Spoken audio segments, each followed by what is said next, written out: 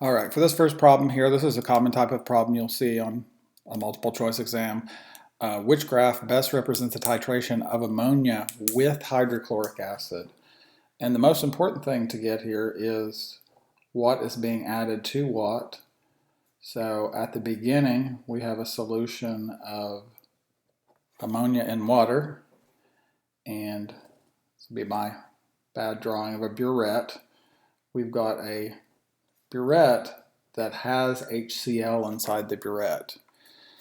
We've got HCl, we're adding that HCl dropwise to the solution. And so what does that mean for us? So this is a base. Since it is a base, this solution down here, the pH must be greater than 7. So even if it was a really dilute solution of base, it would be somewhat greater than 7. It cannot be less than 7. That would be an acid.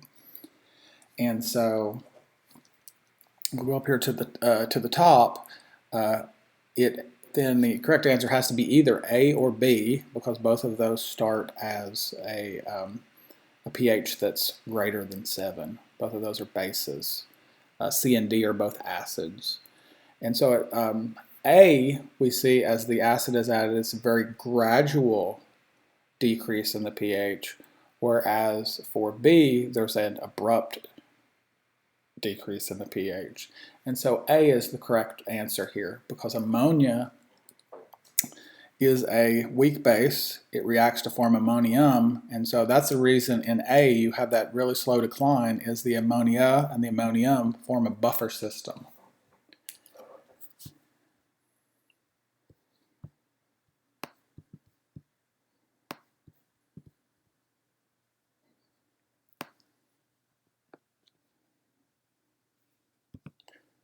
All right, for problem number 2 here,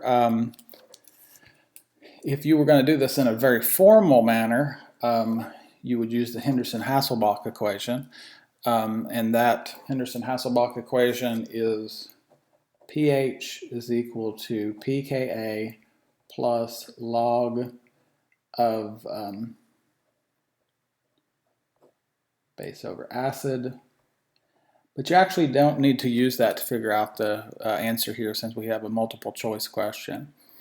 So when the acid and the base are equal to each other, you'll have the pH will be equal to the pKa, so it will be 9.31. And so we can think about if we took that and we added acid to it, that would make the pH of this buffer system slowly decline. And so the correct answer here is A. The amount of the HCN must be greater than the KCN. The HCN is the acid, the KCN is the base. All right, this next one, there's going to be quite a few steps that we need to take for such a simple problem. None of the steps are that complicated, but you need to execute all these steps correctly in order to get to the answer. Okay, and so for number 3 here, we are given a 0.400 molar solution of NaCHO2.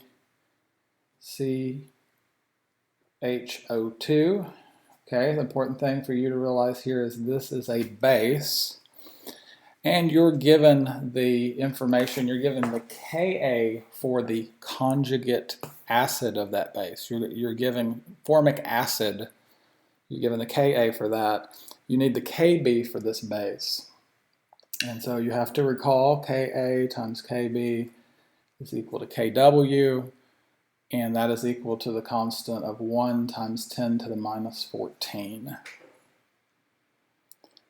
Okay, so with that in hand now,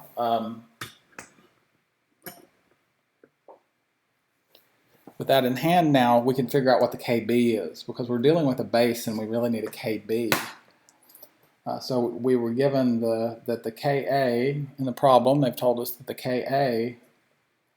is 1.8 times 10 to the minus 4, and so Kb here is 1 times 10 to the minus 14 divided by 1.8 times 10 to the minus 4. I'll put that in my calculator.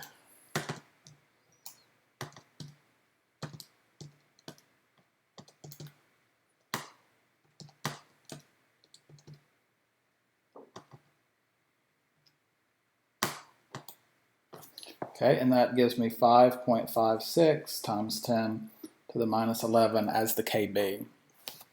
Okay, and now when we're dealing with a weak base, if the concentration of the base is significantly larger than the base dissociation constant for that base, then the equation that I'm going to show you will always work.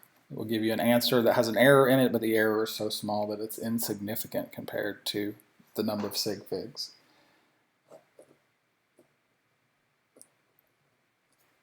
Okay, Cb, which is the concentration of the base, times Kb, which is the base dissociation constant. And put numbers in for that.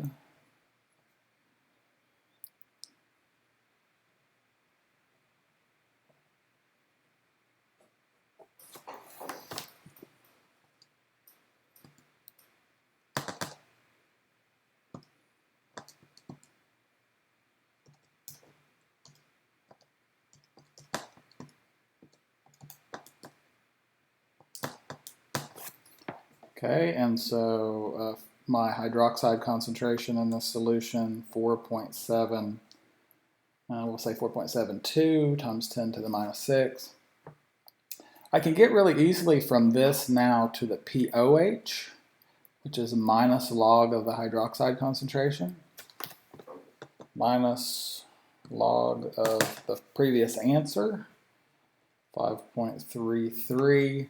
And then you must recall that pH plus POH is equal to 14, and so pH is equal to 14 minus 5.33. Okay, 8.67. So we had quite a few steps to negotiate here. A mean person gave us information about the acid, even though we were dealing with the base.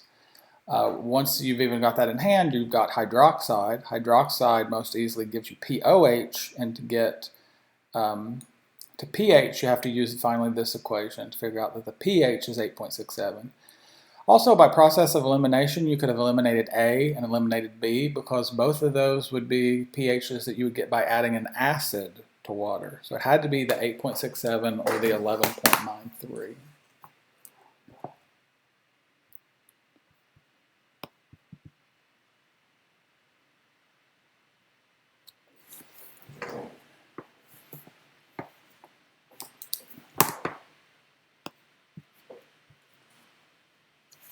Okay, we'll hop over to this next one. A little extraneous information about codeine being a weak base, but nicely here for codeine, we have the concentration. So the concentration of that base is 0.05 molar, and we're given the Kb. We don't have to solve for the Kb here.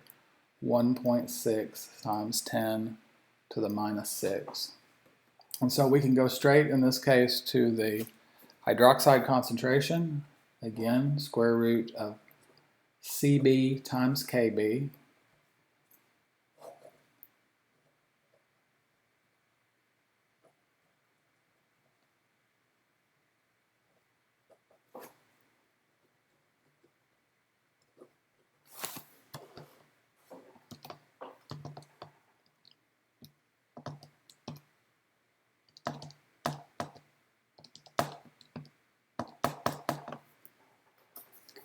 Okay, and that would be 2.83 times 10 to the minus 4.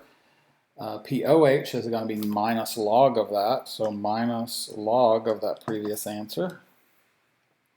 POH is 3.55, and pH then is 14 minus that number. 10.45 for our pH.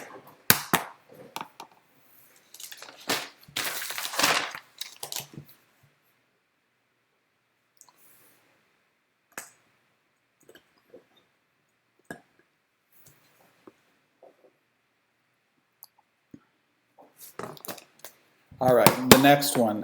What you really want to see with these kind of problems, what is significantly easier is a problem where you have a strong acid or a strong base. And number 5 here is that sort of case.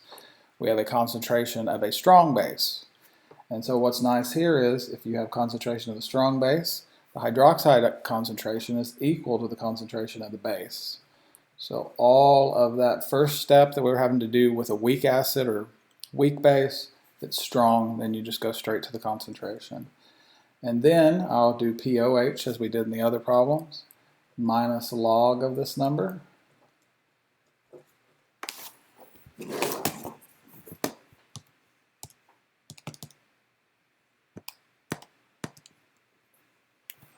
Okay, that gives me 1.27 as the 28 as the POH. So pH is 14 minus this 1.28.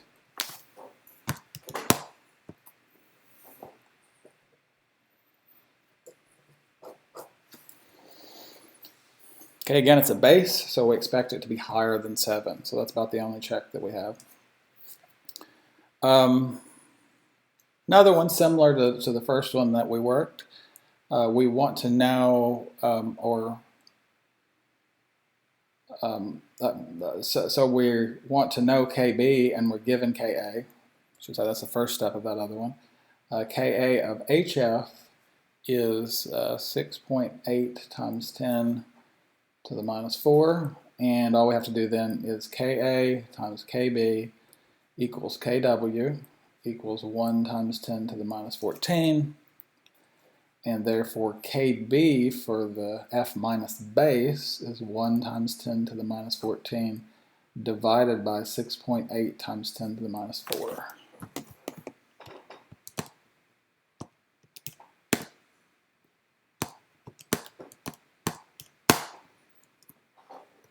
Okay, 1.47 times 10 to the minus 11 would be our Kb here. Finally, this last one that we have here is a qualitative problem, and we're asked which is the weakest acid in aqueous solution. And for that, if you don't know, just to look at the numbers, what you can do is think about what the Ka represents.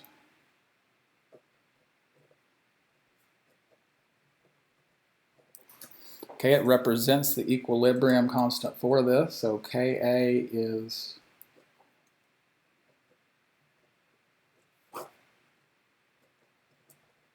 this expression, with all these being at equilibrium, and therefore the stronger an acid is, the bigger Ka. A strong acid is going to make more H3O plus by definition, and so that means it's going to have a larger Ka. So the largest Ka that we have here would be either B or D. Both of those are times 10 to the minus 4, and D is the larger of those two. It's 4.5 times 10 to the minus 4.